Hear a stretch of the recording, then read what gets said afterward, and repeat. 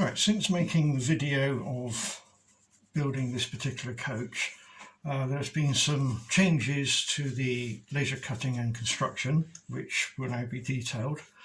What I've done is, originally, because I had a small laser cutter, everything was limited to an A4 size, so everything came in A4 length, which meant you always had to do joins.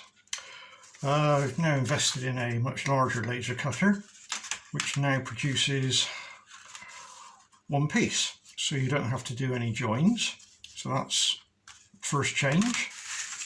So we'll stick that to one side.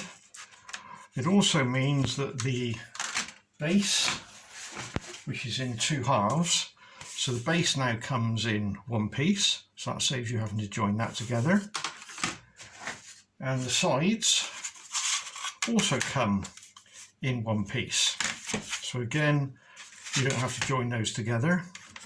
I'll just do a reminder, I do state it in the original video, that you can put this together the wrong way. The actual partition, you've got one at one end, one at the other, and weight is about a third down. And the partitions pick up on the base and pick up on the side.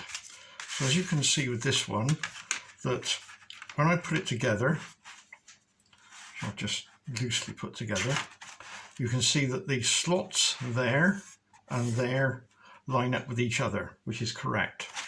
Now it is possible to put the wrong one on, so you put the wrong side on. It will in fact go. As you can see, I'll just slot it in to demonstrate.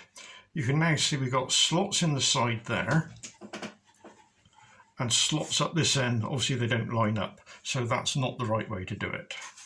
That's about all I can tell you on that. Just go very, very careful. So that details that change. Also, the torsion bar, I don't know what you call it, that goes underneath the vehicle is also now in one piece. You have the 2mm one, so that again you'll notice is somewhat different to that. Sorry, in the video, so in the video it looks a little bit different. So in the video you'll have that, of which again is in two halves. Well, that's replaced now by one off, and ditto the same for the overlay one, which is in 1mm, and again that's now done, is one piece. They're quite fragile, so go a little bit careful with them.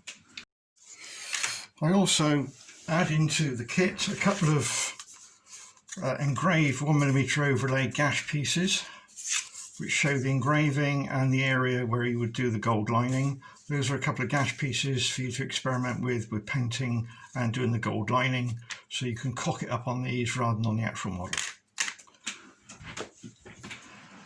That's the major changes. There's none other that I'm aware of. Please now watch the original construction video, taking into account of the parts I've highlighted there. Thank you.